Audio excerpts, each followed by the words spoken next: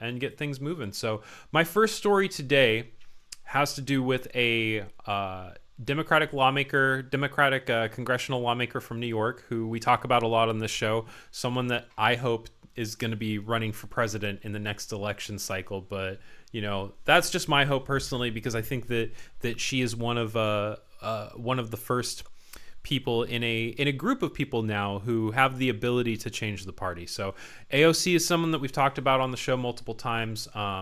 She's in the news for what's going on. There's a mayor race going on in New York City, a race for the mayor of New York City, and former mayor Andrew Cuomo is running again, and so let's look at our ground news agitator, and you can see, if you're looking at things here, this looks like it's a blind spot for the left. Actually, we've only got 14% reporting coming from the left, with 29% coming from the right, and 57% coming from 29% coming from the center and 57% coming from the right, because the right loves to talk about AOC. I mean, let's not get it twisted. They cannot shut up about her. So when I do my ground news actuator here, I go and I sort by factuality. I've already got it sorted. So my story pulled up is from Politico, I believe, and we will go ahead and get into that. It says AOC rallies against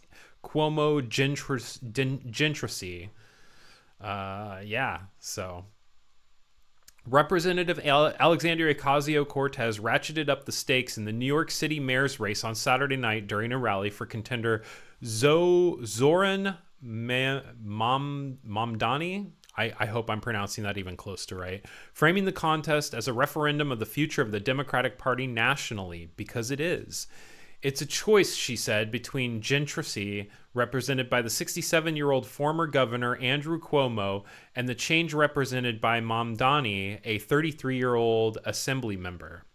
When I say that it's not just about New York City, but that it's about the United States, I mean that literally, because Andrew Cuomo has made it clear that if he wins this race, he wants to run for president of the United States, Ocasio-Cortez, who's 35, said at Mamdani's event in Manhattan. And we should be asking ourselves why a man who had to step down as governor of New York, of the state of New York, had to step down for sexual harassment claims, is decided to throw his hat in for the mayor of New York. That seems kind of weird, kind of sus.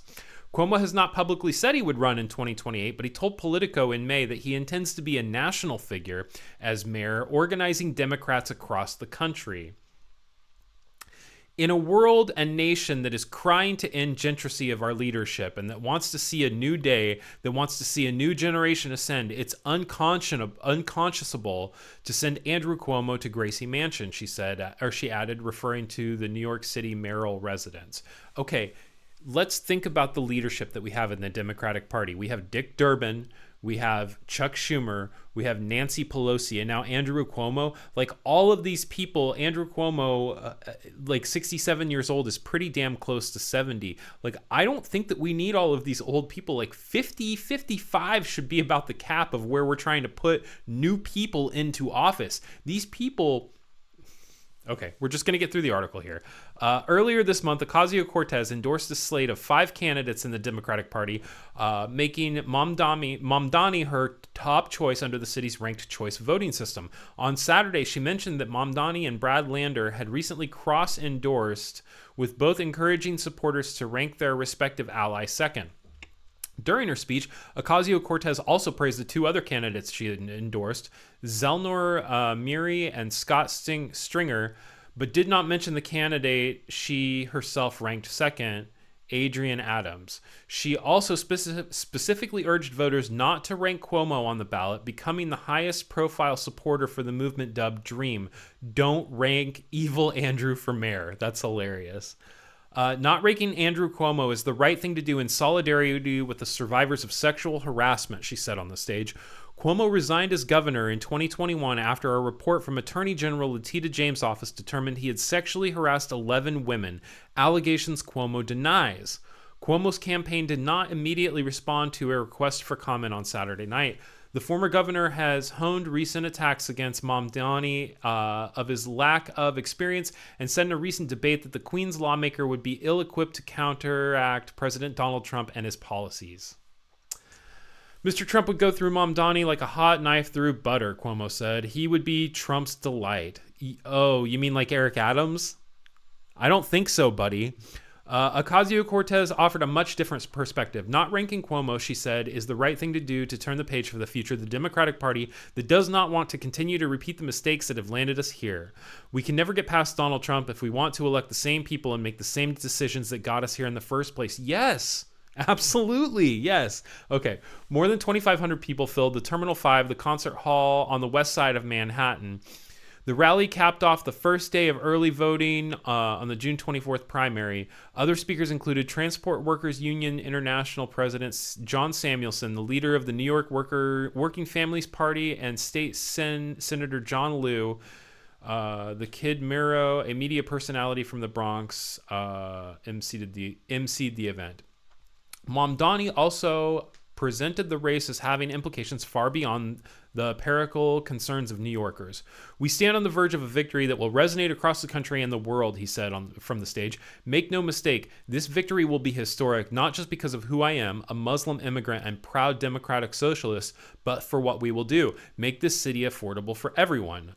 I would love to see that. I have my doubts. It's one of it. If not the most expensive city in the world, it's one of the most expensive cities in the world. So yeah, skeptical of that claim, but still excited for the prospect of change.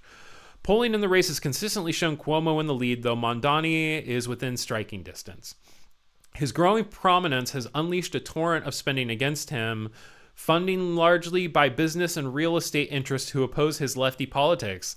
After former Mayor Michael Bloomberg endorsed Cuomo and donated $5 million to a super PAC boosting his candidacy, the group started running ads accusing Mamdani of wanting to defund the police and move homeless people into subway stations, Politico reported. Mamdani and his allies urged supporters to volunteer to counter the messaging. This election isn't just about the future of our city, it's about the future of our democracy, whether billionaires and massive corporations can simply buy our elections, he said. But we know that this movement is more powerful than their money. I hope so. I hope so. So that was the article from Politico. Hey, thanks for watching that clip from Nightly News This Morning. I'm Cousin Matt. Please make sure to drop the video a like, subscribe if you haven't already, and make sure that notifications are on, so that otherwise, how are you going to know when my videos come out, right? Anyway, thanks, take care, and we'll see you on the next one.